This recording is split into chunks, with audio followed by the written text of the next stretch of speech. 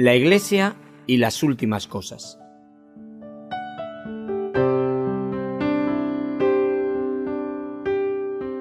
Un estudio expositivo sobre el fin de los tiempos a cargo del siervo de Dios, Loel Bruckner.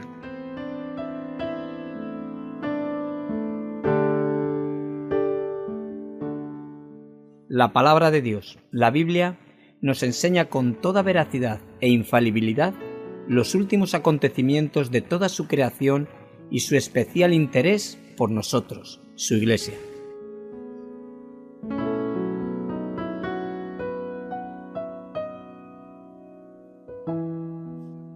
Entonces habrá señales en el sol, en la luna y en las estrellas, y en la tierra angustia de las gentes, confundidas a causa del bramido del mar y de las olas, desfalleciendo los hombres por el temor y por la expectación de las cosas que sobrevendrán en la tierra, porque las potencias de los cielos serán conmovidas.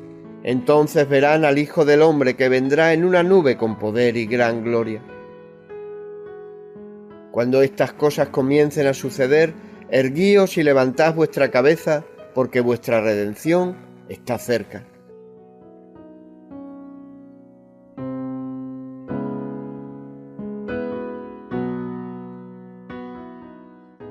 La Iglesia y las últimas cosas. En Luz a las Naciones, canal cristiano de comunicación, ponemos a tu disposición la palabra de Dios.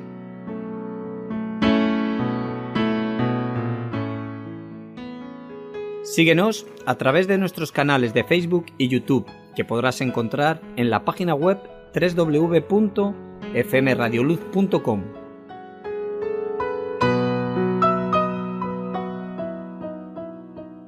Si necesitas más información, los puedes llamar al teléfono gratuito 910 18 13. La Iglesia y las últimas cosas.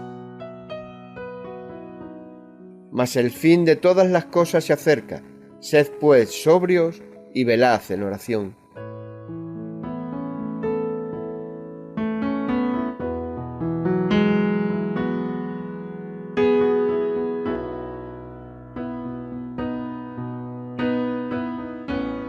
Lo que se ha escrito se conserva y tiene más valor que la palabra hablada. El Espíritu Santo es el autor de toda la Escritura, demostrando su preocupación por las futuras generaciones, habiendo preservado su palabra por escrita. Solamente esta palabra escrita tiene autoridad absoluta sobre todo lo que tiene que ver con el pueblo de Dios. Jesús respondió con la palabra escrita a las propuestas tentadoras del diablo. Durante toda la historia de la Iglesia hemos visto cómo Satanás ha fomentado la persecución contra los traductores de la palabra y contra aquellos que poseían una copia. Hasta el día de hoy, Él está atacando a los que poseen, leen y practican la palabra escrita. Cuidado de los que niegan o subestiman toda o cualquier parte de la revelación escrita de Dios. La gente que tiene una mentalidad liberal, pero que a la vez le gusta llamarse cristiana, cuestiona la veracidad y autenticidad de la Biblia. La sociedad en gran parte la considera como un libro anticuado.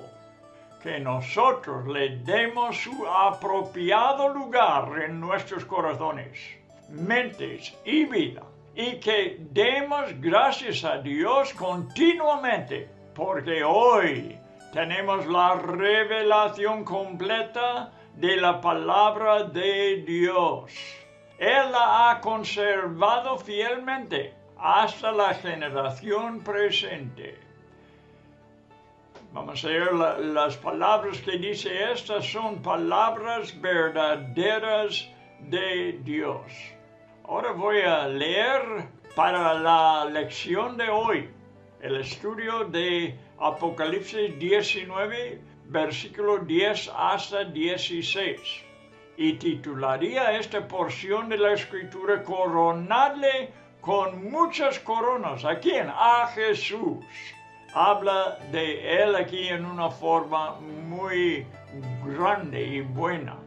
Bueno, vamos a prestar atención. Voy a leer, pero lo que leo es la pura palabra de Dios, la palabra inspirada desde el cielo, por la inspiración del Espíritu Santo. Vamos a leer. Entonces caí a sus pies para adorarle. Está hablando de un ángel que le reveló estas cosas. Pero él me dijo, no hagas eso. Yo soy consiervo tuyo y de tus hermanos que poseen el testimonio de Jesús. Adora a Dios. Pues el testimonio de Jesús es el espíritu de la profecía. Y vi el cielo abierto, y he aquí un caballo blanco. El que lo montaba se llama Fiel y Verdadero, y con justicia juzga y hace la guerra. Sus ojos son como llama de fuego, y sobre su cabeza hay muchas diademas. Y tiene un nombre escrito que nadie conoce sino él. Y está vestido de un manto empapado en sangre, y su nombre es el Verbo de Dios. Y los ejércitos que están en los cielos, vestidos de lino fino, blanco y limpio, le seguían sobre caballos blancos. De su boca sale una espada afilada, para herir con ella a las naciones, y las regirá con vara de hierro. Y él pisa el lagar del vino del furor de la ira de Dios Todopoderoso. Y en su manto y en su muslo tiene un nombre escrito: Rey de Reyes y Señor de Señores. Muy buenas tardes, amigo oyente. Nos estamos basando confiadamente en la Biblia, en este estudio, como siempre intentamos de hacer. Y quiero hablar un poco del primer versículo 10, lo que leímos, cuando cayó Juan al pie del mensajero, el ángel que le trajo esta revelación. Porque el ángel era muy impresionante y su mensaje fue sumamente valioso. Por eso el apóstol fue tentado a alabarle, a adorarle. El ángel le prohibió, porque bien sabe que solamente Dios es digno de ser adorado. Y él dijo al apóstol: adora a Dios. Lo mandó. La Biblia enseña así, desde los 10 mandamientos, que Dios es celoso y no tolera la adoración hacia cualquier otro ser o objeto, en el cielo, en la tierra o bajo la tierra. Él llama a este pecado idolatría. Así que vale la pena dar una pequeña enseñanza sobre la divinidad de Jesús. Al principiar el programa lo vamos a hacer. Jesús dijo, para que todos honren al Hijo como honran al Padre. El que no honra al Hijo, no honra al Padre que le envió. Tú puedes buscar en Juan capítulo 5 y versículo 23. Pero fija en esas palabras, que todos honren al Hijo como honran al Padre. Claramente está revelando su divinidad Jesús. El versículo afirma que Él es coigual con el Padre. Lo leo otra vez. Para que todos honren al Hijo como honran al Padre. Además, cuando Felipe pidió: Señor, muéstranos el Padre, Él contestó, el que me ha visto a mí, ha visto al Padre. Esto está en Juan capítulo 14. Juan, el Evangelio de Juan, siempre revela a Jesús como el Hijo de Dios, demuestra su divinidad. Y al decir Jesús esto es otra prueba. El que me ha visto a mí, ha visto al Padre. Juan 14, versículos 8 y 9. Estudiando su palabra cuidadosamente, y lo tenemos que hacer, uno puede ver que él mismo no es el Padre. O sea, su persona no es la misma como la del Padre. No es el Padre, como enseña la secta Solo Jesús. Hay una secta que se llama así, Solo Jesús, y dicen que Jesús es el Padre y Jesús es el Espíritu Santo. Este es un engaño, esto no es cierto. Sino que Él perfectamente representa el Padre con sus palabras, sus hechos, pero más bien por su misma persona. Él es uno con el Padre. Cuando Juan lo introdujo en los primeros versículos de su Evangelio, al decir que Él era con Dios, escribiendo de Dios como el Padre. No era Jesús el Padre, no era la palabra el Padre, sino estaba, dice Juan, con Él. Pero luego añade, Él era Dios, sea Dios el Hijo. Las palabras de Juan son una revelación de la Trinidad y es la enseñanza de la Biblia desde el principio hasta el fin. También son las palabras del Padre en Colosenses 1, 15 hasta 19. Si quieres apuntar esta porción, es otra porción que revela la divinidad de Jesús. Estudiándolas bien, uno puede entender su divinidad y creador, que es creador, pero también ver que al Padre le agradó que en él habitase toda plenitud. Entonces se ve de esta forma aparte del Padre.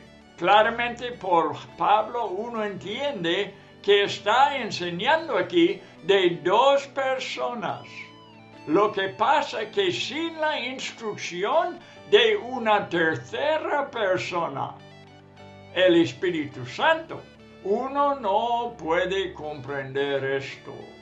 Aunque hay mucho más que decir, basta por lo pronto terminar con la enseñanza del Espíritu Santo en el primer capítulo de Hebreos, versículo 3 hasta 14. No voy a leer todo, pero en versículo 2 aclara que Él es Hijo. Vamos allí un momento para aclarar estas cosas que son sumamente importantes. Hebreos capítulo 1, vea versículo 2. En estos últimos días ¿quién nos ha hablado? ¿Quién ha hablado?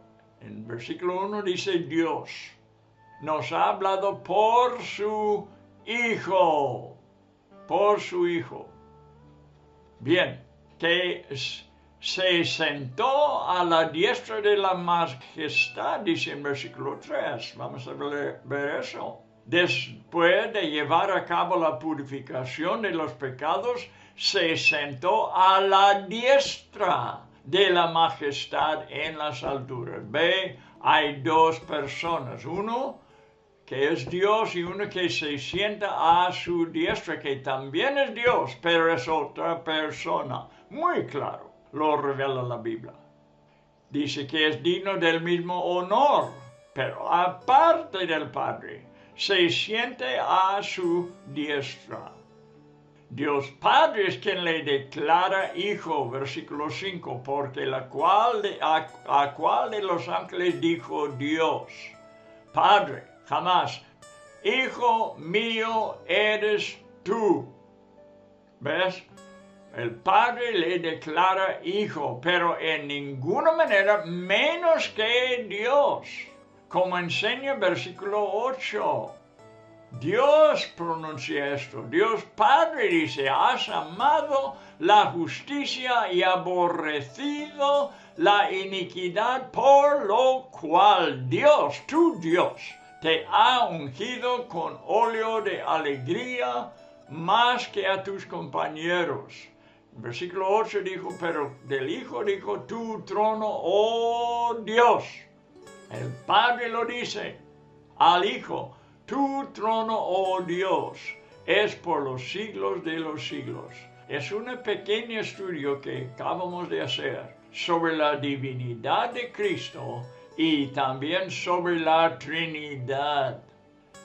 Que vemos aquí, tiene que estar involucrado tres personas en todas las obras de Dios desde Génesis. Hagamos al hombre, dijo Dios, en nuestra imagen, en nuestra semejanza. ¿Ves? Una Trinidad nos habla. Vamos a ver ahora en Apocalipsis 19, la misma cosa, con todo el honor de lo cual Él es digno. Vamos a estudiar de su segunda venida a la tierra. Bueno, lo hemos leído ya los versículos, ¿verdad? Es el capítulo 19. Si quiere abrir tu Biblia sería mucho mejor y leer o estar fijando los ojos en versículos 10 hasta 16, donde ya hemos leído. Y vamos a referir a esta porción en el estudio de hoy. Apocalipsis 19, una revelación muy especial sobre Jesús cuando Él prepara de bajarse a la tierra otra vez. La segunda venida de Jesús está para acontecerse. En su día el arca en el Antiguo Testamento era un testimonio. Estoy hablando del arca del pacto que estaba en el tabernáculo y después en el templo de Salomón. Y cuando fue hecho de nuevo el segundo templo, hecho por Josué y Zorobabel, era un testimonio el arca al mundo entero de la presencia de Dios con su pueblo, tipificado por la gloria que los hebreos llamaban Shejinah, que significa la presencia radiante de Dios. Shejinah. Jesucristo fue el cumplimiento de lo que simbolizaba el tabernáculo. Todo lo del tabernáculo tenía que ver con su persona. Él fue el cumplimiento, te digo, de el tabernáculo y todo en lo que consistía. En Juan 1:14, si quiere verlo un momento, dice Juan, el verbo se hizo carne. Juan 1:14, el verbo se hizo carne, pero nota, el siguiente verbo que es en el original. El verbo se hizo carne y tabernaculizó. El hebreo hace un verbo del nombre sustantivo de tabernáculo. Lo hace un verbo, tabernaculizó. Aunque esto no lo vas a hallar, creo, en tu diccionario español, pero la Biblia lo usa. Y dice, se tabernaculizó entre nosotros, aquí en la tierra.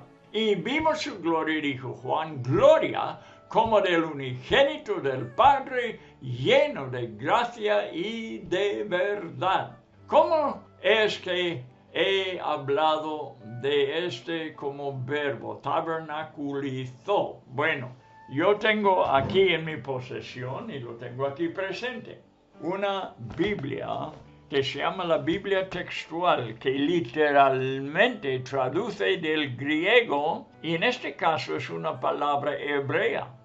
Y lo hace porque en el hebreo hay esta palabra como verbo, ¿verdad? Tabernaculizar. Se tabernaculizó entre nosotros. Lo voy a leer de la Biblia textual. Esto es lo que dice. Y el logos, ya ves que ni dice verbo aquí, se usa la palabra griego aquí, logos, es mejor. Y el logos, que quiere decir verbo, pero quiere decir un poco más en griego. Por eso lo usa el original, la palabra original. El logos se hizo carne y tabernaculizó entre nosotros. Este es muy interesante.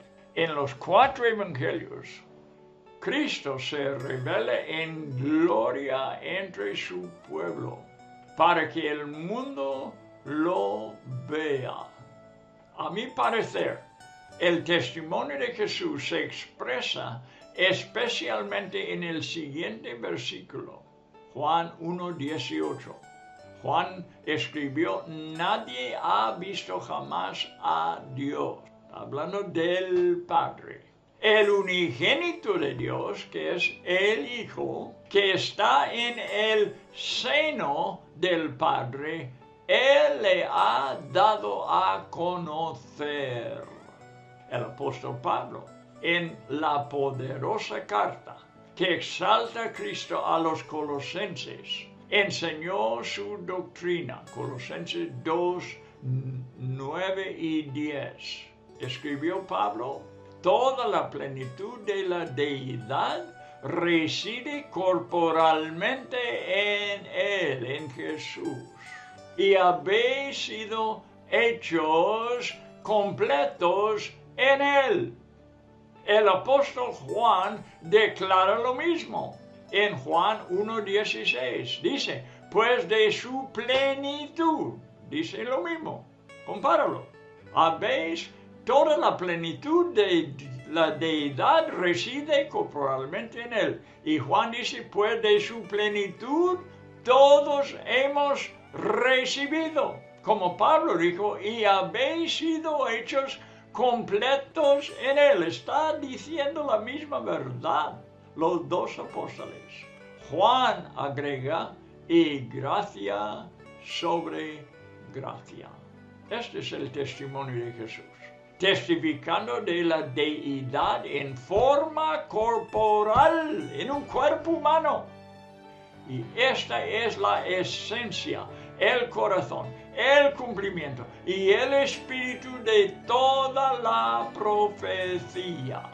El Antiguo Testamento, los Evangelios, las epístolas y las muchas profecías de Apocalipsis han apuntado a un tema central, Jesucristo, quien es la imagen del Dios invisible.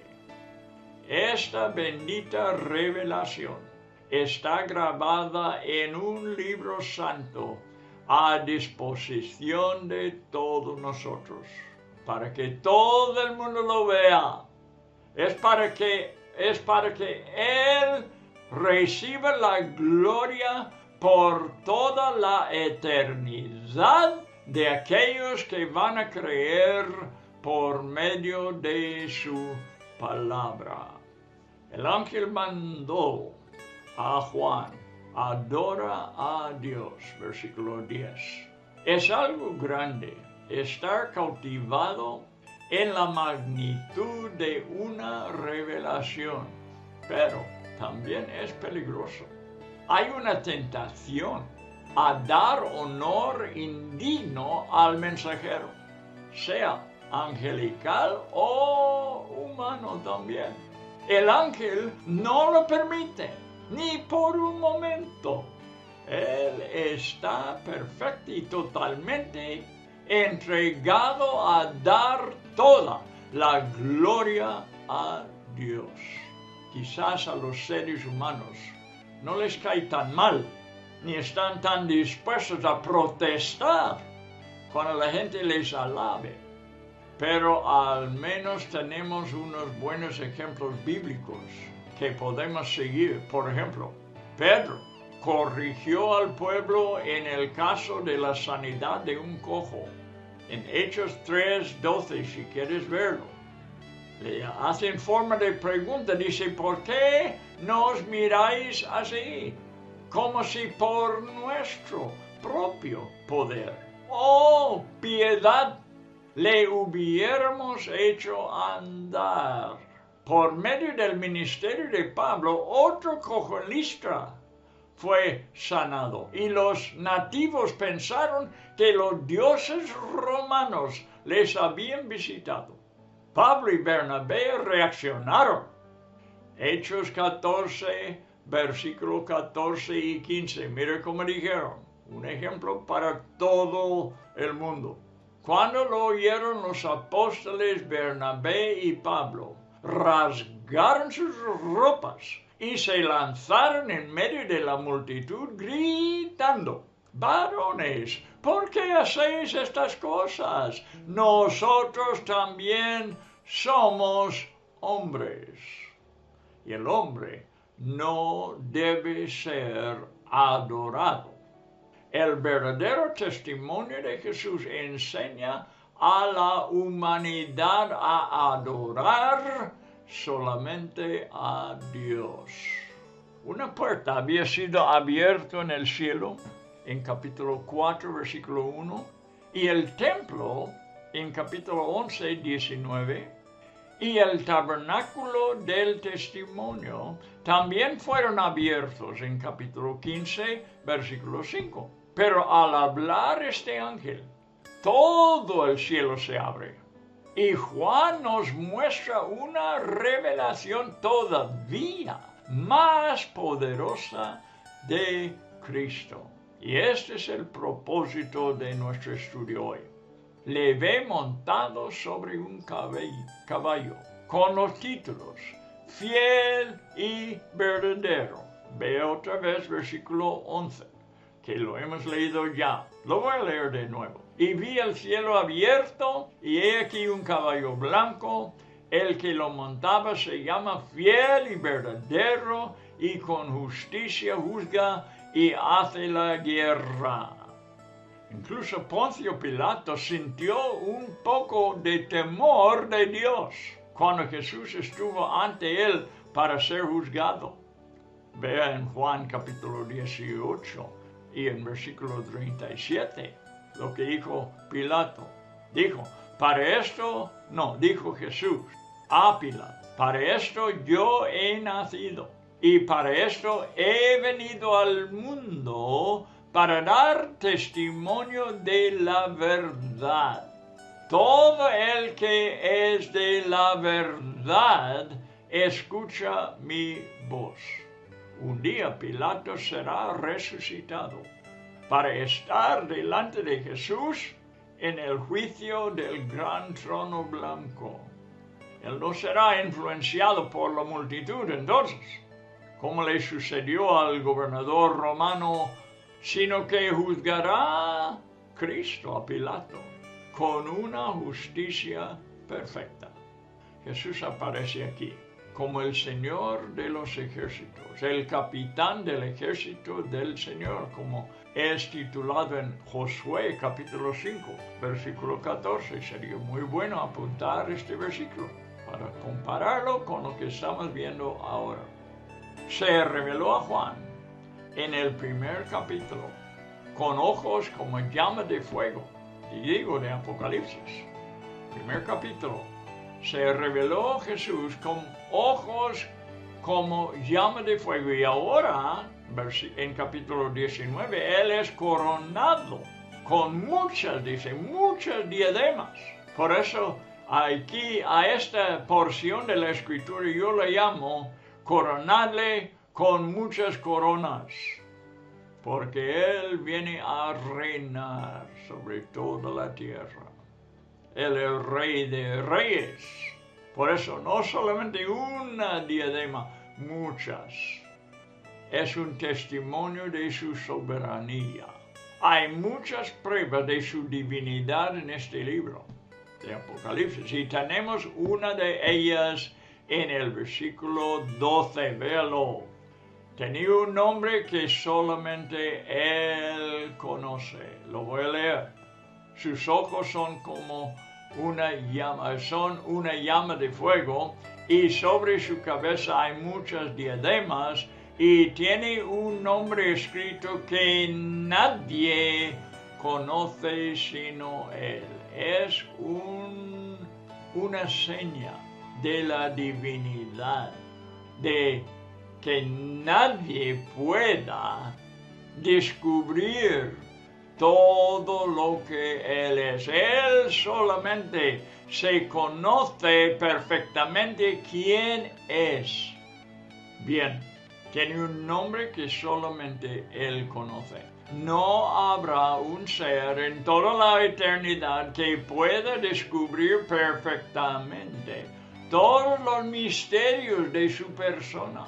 Solo Él se conoce perfectamente a sí mismo por su propio autoconocimiento.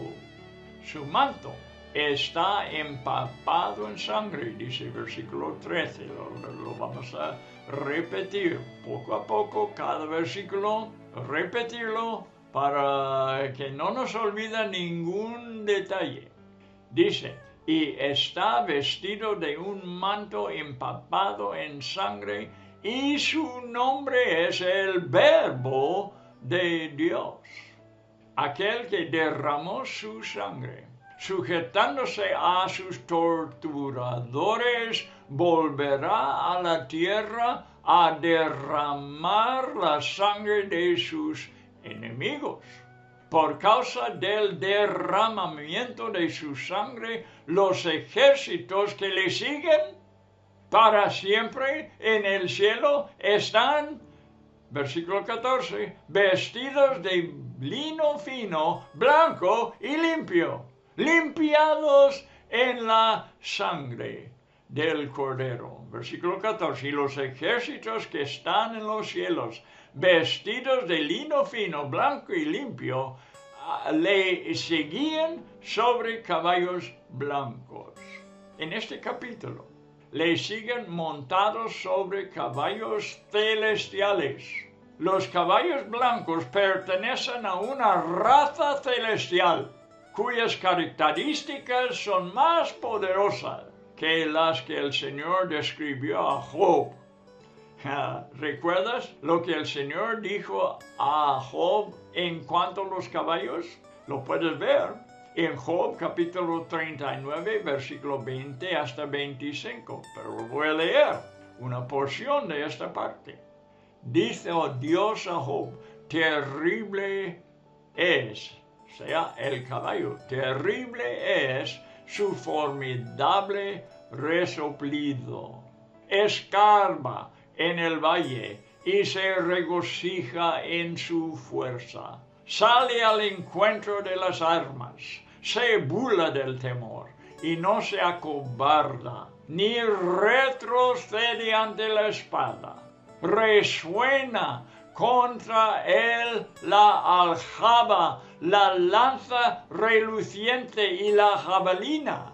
Con ímpetu y furor corre sobre la tierra y no está quieto al sonido de la trompeta. Luego, un poco más adelante dice, desde lejos olfatea la batalla, las voces atronadoras de los capitanes y el grito de guerra. En esa porción de la Biblia, Dios ensalza su creación, que fue el caballo, pero ahora estamos hablando de caballos celestiales y soldados, el ejército del cielo montado sobre de ellos. Juan conocía bien el tercer título del Señor desde que escribió su evangelio. ¿Cuál es? Él es el Verbo de Dios, el Logos, hemos leído en la Biblia textual. el verbo de Dios, el ángel, el mensajero de su presencia, que a menudo aparecía en el Antiguo Testamento, a menudo digo.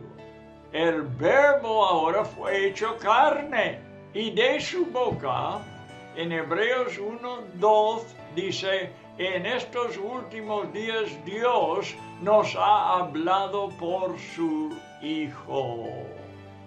El verbo de Dios, el logos de Dios, es una espada bien afilada que sale de su boca. Lo hemos visto en capítulo 1, la cual causará una destrucción terrible en la batalla que está por acontecer. Juan describe la victoria en el versículo 15, lo vamos a leer. De su boca sale una espada afilada. Repita lo que dice en capítulo 1. Para herir con ella a las naciones en la batalla que va a suceder ahora. Y las regirá con vara de hierro. Y él pise el lagar del vino del furor de la ira de Dios Todopoderoso. Entonces Cristo regirá con vara de hierro. Juan describe la victoria. La espada herirá a las naciones y se originará una gran masacre. Esta sola porción, desde el versículo 11 hasta el 16, merece un libro entero de comentarios. Pero tenemos que limitarnos a unos pocos para poder abarcar rápidamente todo el libro. Hasta ahora me vienen muchos pensamientos en la cabeza que quisiera decir, pero bueno, tenemos que limitarnos un poco a algo que podemos captar y recordar. A veces por hablar mucho y decir muchas cosas, poco se capta. Mejor hablar poco para que captemos todo. Esperemos que unas pocas chispas divinas enciendan una llama en nuestros corazones. Este es mi deseo. Eso es lo que queremos en este estudio. Que unas pocas chispas divinas de la palabra de Dios enciendan una llama en nuestros corazones. En su manto de Jesús y en su muslo, Juan Wesley dice, sea la parte de su manto que está sobre su muslo. Tiene los dos títulos reales de autoridad suprema, que son Rey de Reyes y Señor de Señores. Una diadema no basta para el Rey de Reyes. Hay muchas sobre su cabeza. Babilonia ha caído y ahora la bestia y el falso profeta caerán, y con ellos toda la imagen que vio Nabucodonosor, e incluso 2 imperios más, los que existían antes del tiempo de Nabucodonosor, o sea, Egipto y Asiria. Estos imperios siguen manifestándose en la bestia y su reino, contra quien Jesús viene ahora desde el cielo para vencer, que son la última manifestación del gobierno del hombre sobre la tierra. La última. Cristo les quitará sus coronas y las reclamará para sí mismo. Puedes entender que no hay entrada en su reino sin confesar que Jesucristo es Señor. Él tiene que ser enteramente el Señor sobre todo aquel que Él redime. Él es Señor de señores. Merece nuestra confianza completa. Yo vi una película hace 2 días, creo que fue. Y en esta película Dios demandaba, era la biografía de un hombre, desde su niñez cuando era mayor, y hablaba de alguna prueba difícil. Su mujer y su hija estaban en un accidente de tráfico. Su mujer fue malamente herida, pero no tanto como la hija, que quedó en coma y no se despertaba. Y el doctor dice a su padre que lo más tiempo que queda en la coma, lo más tiempo o la más probabilidad es que será permanente afectada su cerebro. Y ese hombre va a la orilla del mar y empieza a clamar a Dios. Y Dios le habla a su corazón y le dice: hombre, aún en esto quiero que tú confíes en mí. Él merece la confianza completa. Pasa lo que pasa, podemos confiar en el que es 100% fiel. El fin de la historia es que sí despertó su hija y no fue afectada su cerebro. Él es Señor de señores. No puede uno entrar en el reino de Dios sin confesar que Jesucristo es Señor. Después de esta batalla, lo que viene al mundo para pelear el Señor con su ejército. Después, dice, Dios le exaltó hasta lo sumo. Estoy citando ahora Filipenses 2, 9 hasta 11. Vamos a ver cómo Dios hace esto. En este momento, en capítulo 19 de Apocalipsis, Dios, dijo el apóstol Pablo, le exaltó hasta lo sumo y le confirió el nombre que es sobre todo nombre, Rey de reyes, Señor de señores. Por eso, se doble toda rodilla de los que están en el cielo, en la tierra y de debajo de la tierra, y toda lengua confiese que Jesucristo es Señor, para gloria de Dios Padre. ¡Ay, qué palabras tenemos en la palabra de Dios! Cristo será glorificado sobre todo nombre. Ahora, vamos a leer 5 versículos más. Versículo 17 hasta 21. Y es una llamada a Armagedón. Lo hemos visto un poco antes. El ángel llamando a los aves carnívoros de venir a Armagedón para comer la carne de reyes, de los fuertes de la tierra. Bueno, los nombra allí. Pero aquí hay otra llamada y vamos a leerlo. Empezando con versículo 17. Y vi un ángel que estaba de pie en el sol y clamó a gran voz diciendo a todas las aves que vuelan en medio del cielo. Otro llamado a las aves. Venid, congregaos para la gran cena del Señor, porque está para acontecer, ¿ves? Versículo 18. Para que comáis carne de reyes, carne de comandantes, carne de poderosos, carne de caballos y de sus jinetes, y carne de todos los hombres, libres e esclavos, pequeños y grandes. Entonces vi a la bestia, el anticristo, el último comandante sobre toda la tierra. Su imperio extiende hasta donde sea, en todo el mundo. Ahora, él es el emperador, el anticristo, la bestia, y Dios va a tratar con él. Vi a la bestia, a los reyes de la tierra y a sus ejércitos reunidos para hacer guerra contra el que iba montado en el caballo, de quien acabamos de leer, y contra su ejército. Y la bestia fue apresada. Gracias a Dios.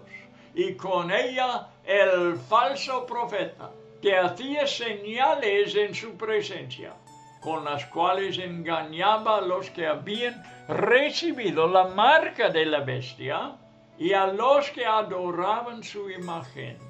Los dos fueron arrojados vivos en el lago de fuego que arde con azufre. Y los demás en la batalla fueron muertos con la espada que salía de la boca del que montaba el caballo. Y todas las aves se saciaron de sus carnes. Sería imposible ignorar el ángel que está de pie en el sol, al oírle clamar a gran voz, llamando a todas las aves carnívoras a una cena preparada por el Señor para ellos. Vimos una preparación para este evento. Lo hemos visto en capítulo 16, 12 hasta 16. Si quieres repasarlo, bien puedes, apunte el texto. 16, 12 hasta 16. Cuando se derramó la sexta copa de ira, es cuando fue la primera llamada. El río Éufrates se secó, abriendo así un camino para que los reyes del este se unan con los del oeste en la tierra de Israel. Espíritus de demonios están obrando, preparando un ejército de todos los ejércitos del mundo para que se reúna allí en Armagedón. Es necesario que leas ahora Zacarías 12 y capítulo 14, versículos 1 hasta 5, junto con esta porción, porque toda la Biblia concuerda y una parte confirma a otra parte. Y por eso tenemos que reunir todas estas profecías. Lo que estamos leyendo es una profecía. Y en Zacarías hay otro. Zacarías capítulo 12, casi todo el capítulo habla de esto. Y también 14, 1 hasta 5.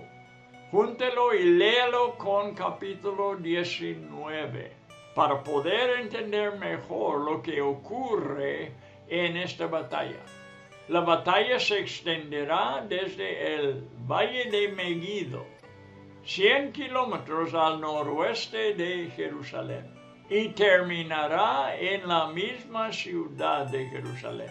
La sangre fluirá como un río, dice en Apocalipsis 14, versículo 20. Habrá oposición mundial contra Jerusalén.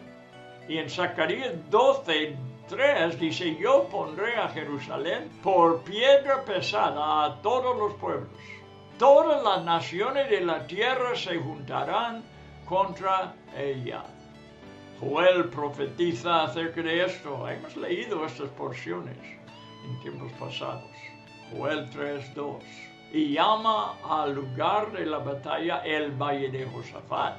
Josafat significa el juicio de Jehová, porque el rey ganó allí una gran batalla contra una coalición de naciones, en 2 de Crónicas, capítulo 20, versículo 26. Allí mismo tendrá lugar una batalla mucho más importante, y todas las naciones de la tierra estarán allí presentes, dice Zacarías 14, 1 hasta 3. Cristo mismo descenderá del cielo para destruir a las naciones dirigidas por la bestia, de que se habla en versículo 19 hasta 21. Jesús habla de su segunda venida en Lucas 17. versículo 22 hasta 37. Y parentéticamente puedo decir, es lo mismo que vemos en este capítulo, diciendo que será como en los días de Noé y Lot, cuando unos serán tomados. Cuando le preguntan dónde será, él contesta, Jesús, donde quiera que esté el cadáver, allí se unirán los buitres. Lucas 22, 37. Serán llevados para ser destruidos, mientras que los que son dejados en sus lugares continuarán en la tierra para el milenio. Hay que tener esta cosa correcta, viendo lo que la Biblia habla en la profecía, como aquí hemos leído y estudiado en Apocalipsis 19. Ahora, Jesús regresará para salvar a su pueblo, que estará en grandes apuros. 2/3 partes morirán, dice en Zacarías 13, versículo 8. Y 1/3 parte será grandemente refinada y probada, dice el siguiente versículo en Zacarías. ¡Qué tremenda profecía son estos! Derramaré, Zacarías 12, 10.